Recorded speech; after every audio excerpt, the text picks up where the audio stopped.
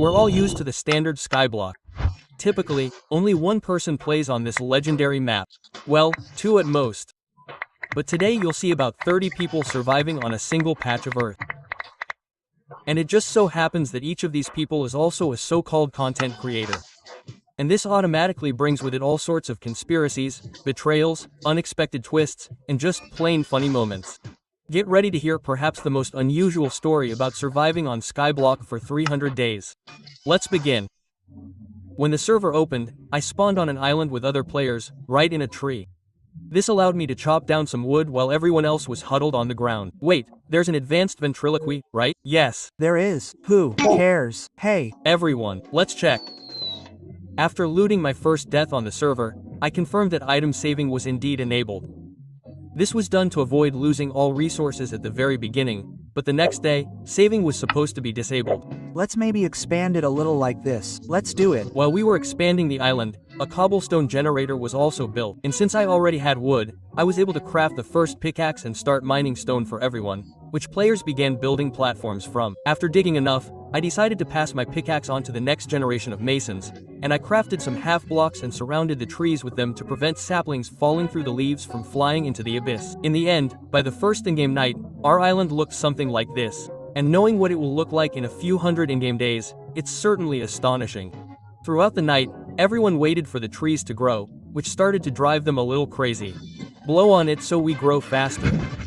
Blizzovia, lick it. Listen, Beak, can you step aside? We need to do an experiment. No, what are you doing? What are you doing here? Licking the fat. My baby, you. Mean yours? Wait. Oh, I'm not licking it anymore. Sorry, okay, sorry. But not everyone was licking trees. During this time, our three-way cobblestone generator was created using water transfer, which apparently accelerated the island's expansion processor. For example, Kavkin, for some reason, started building a staircase, and I can say that in the future, it will receive unexpected development. But it's clear that the first thing people wanted to do upon receiving available blocks was to build towards Sand Island. While one group of players built a platform underneath it to prevent the sand from falling into the void, others built on top, wanting to get all the contents. But Mivyun decided to run ahead of everyone and take all the loot. He tried to hand over the optimal obsidian, but in the end, Starg picked up the blocks for the near portal and immediately began making selfish plans for this important item. You've probably already created some kind of team and hidden the obsidian, monopolizing it. Listen, I'm ready to join. I'm ready to join your team. Come on, me too. Great. While the first conspiracies were being hatched on the island, it continued to expand with the help of players. Some were building platforms for the first primitive mob farms, while I, for example, was busy building a special place for harvesting trees.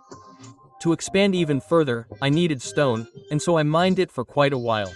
Which is why I also started to go crazy. My destiny is to mine stone. When I was born, I realized that I was meant to mine stone. I passed the OGE and mined stone. We decided to get married so that we could share our accumulated stones together. That's how it is, friends. That's the story. Yes, as you can see, hard work has slightly clouded my mind, so I decided to rest and sit with other players around a cozy campfire, when suddenly I heard it.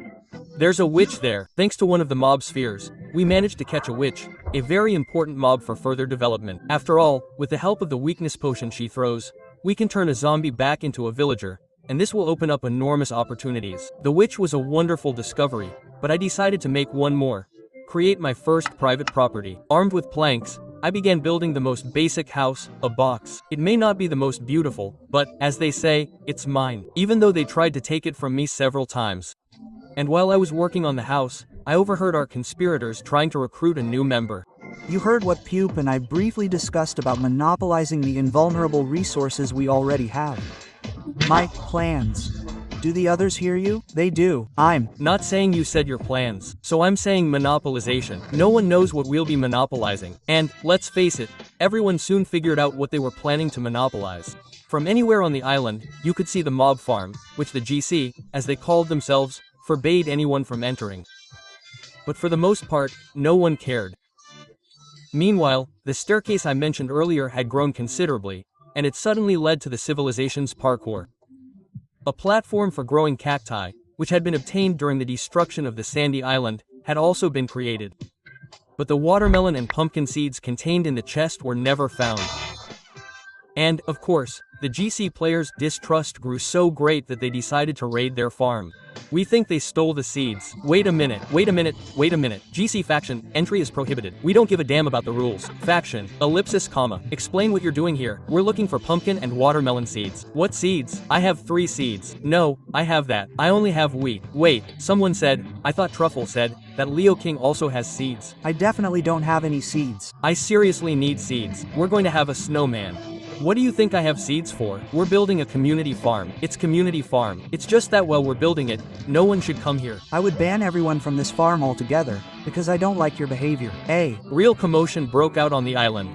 Everyone suspected each other of stealing seeds and were ready to take drastic measures to find them. With each passing minute, the level of chaos grew and grew, until everything got even worse.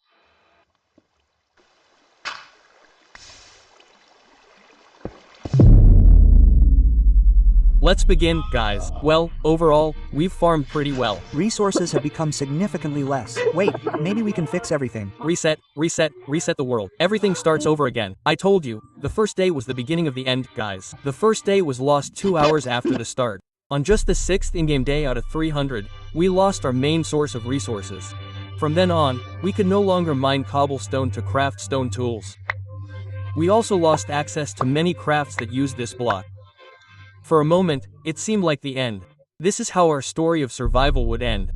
But after collecting our thoughts, we realized that to move on, we all need to do one thing: unite.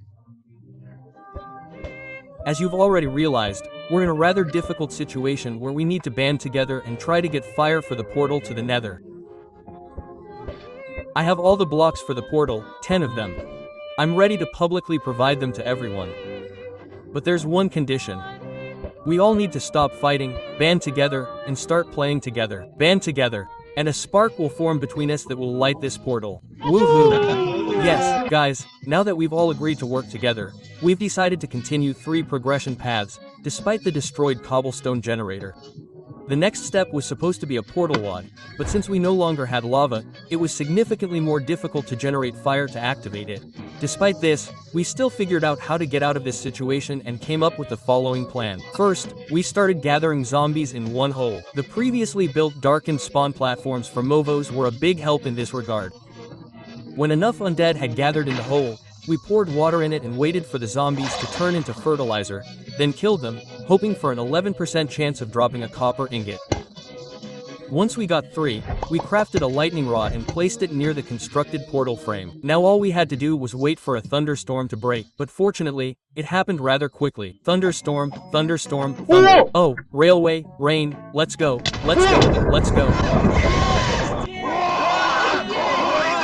And finally, we've reached hell. Even though the portal was a bit broken, that didn't stop people from immediately mining all the resources on the new island, which soon became completely destroyed. A little later, players decided to significantly expand the platform to prevent mobs from spamming it.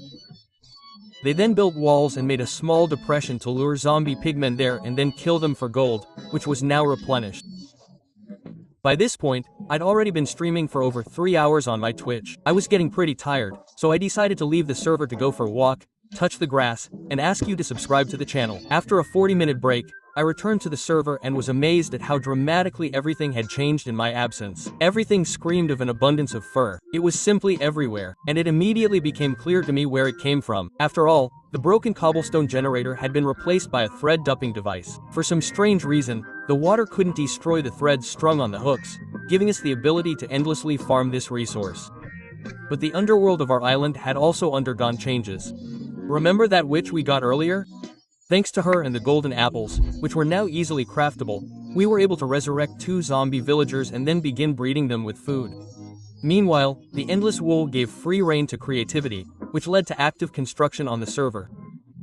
For example, the duck built a huge number of houses, including some strange ones, as well as this small park, which is also strange. Soon, an entire temple with rather unusual customs appeared on the island. Hooray! Frames! Who are frames? There are none here. Come here.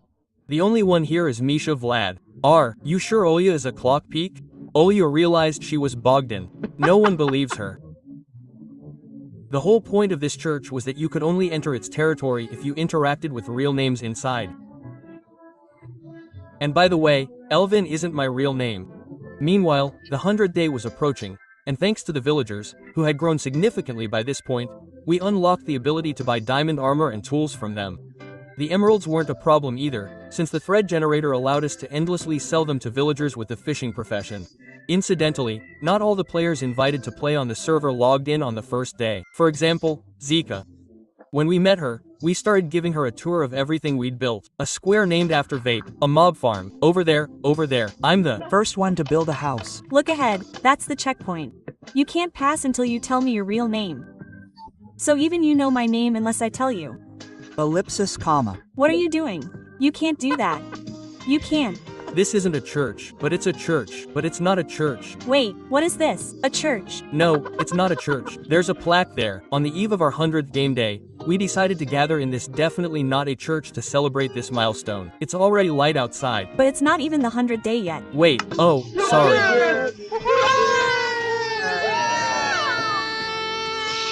Hooray! After the celebration, we realized it was time to move on with our colony's development. And after looking at the standard Minecraft progression, we agreed that the next step should be getting some free stone rods.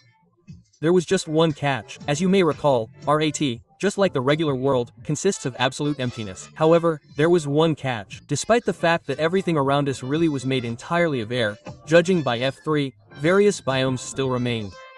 For example, thanks to the fact that this fishing spot was in a river biome, it gave us the opportunity to get a better loot through fishing. And then there were the octopuses spawning there. That's how the Mia fortress was supposed to work. It should still spawn mobs even if it was demolished. So we considered building netherbrick platforms in every tri-chunk to find the spot where the Ifrit would spawn. But it turned out to be much simpler. When we lined up at the edge of the barrier in Haddam, we discovered a veritable fortress. It seemed the higher powers had heard us. And later, those same powers granted us Portal Frame N, which appeared right under the island, albeit missing one block. While all this was happening, Winstery, Starglide, and Zika decided to start building what was arguably the most ambitious project on the island. A roller coaster, the path of which would run through the entire island in its buildings. Elvin, my dear, Elvin, my spring. Elvin, hello, do you want to join us in helping us build the roller coaster? So, I ended up joining them. Crafting rails, while quite resource intensive, was easy thanks to the iron farm puppy build. And with the gold farm, which I modified so that zombie pigmen would die from a large number of minecarts and priest villagers, who could sell redstone, crafting energy rails wasn't a problem either. While we were having fun laying the rails, Kavkina found that missing portal frame block. And since the server was open for a limited time, we all knew the end of our civilization was drawing ever closer. But that didn't stop us. On the contrary, we'd already passed the 200-day mark, and this cool island appeared on the server, the sight of which made me hesitate to find out what it was.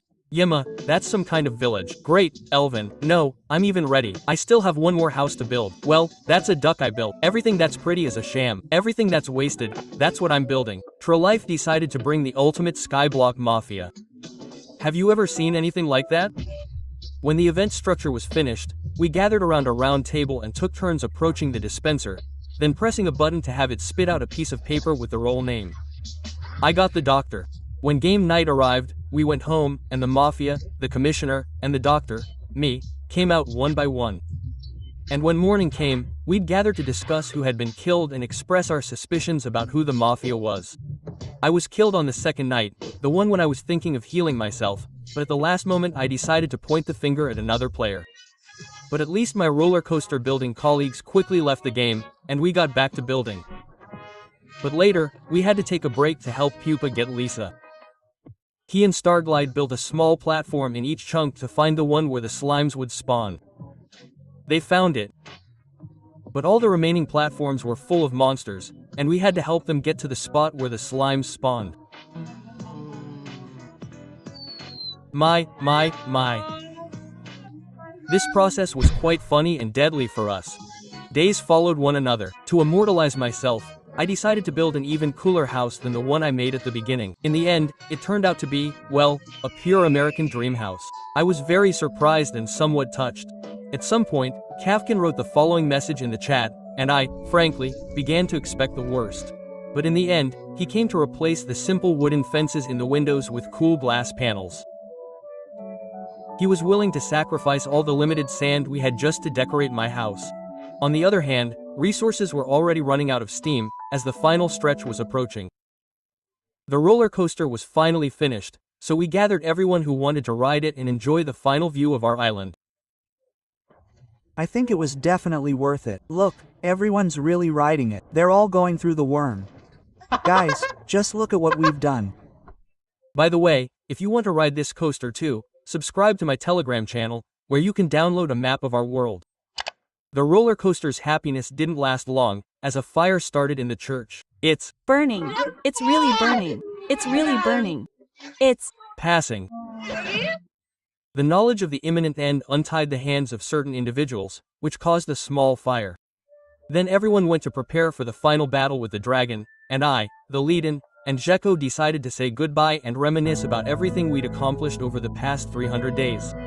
It's sad, you realize, but the end is always inevitable. Well, it was fun, you know? It's really fun to play with, to build, and so on. I enjoyed building the railroad. Maybe our friendship is the true state. Maybe our friendship is the true temple. It will burn, but our friendship will remain. See, I even admitted that this isn't a castle. I'm already hooked. Yeah, let it be a battle. Let's go. A larger group of players gathered at Portal N and filled all the frames.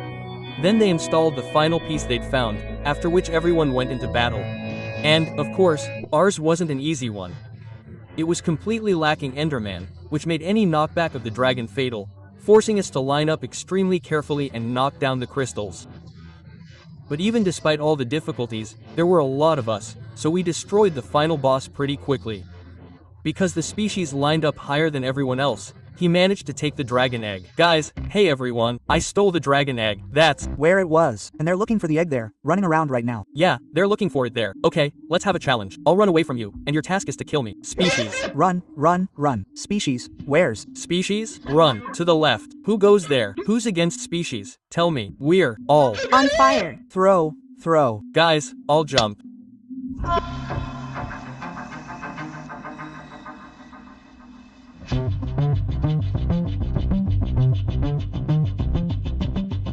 Go, there's our road. I'm leaving now. Adjust above us, press. There are no more of us left. There's no more extraction, guys. We're leaving. We're going. No. The barrier is closing in. We'll get there. Ellipsis stop. That's it. I'm going to die. We're going to die. We're all going to die. It will be. And what will happen to us? Come on. We can save it. Hurry. Run. Guys, there's a barrier there too. What if it's not moving? Faster.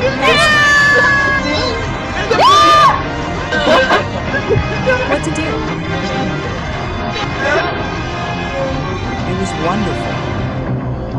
That's it. The server was finished.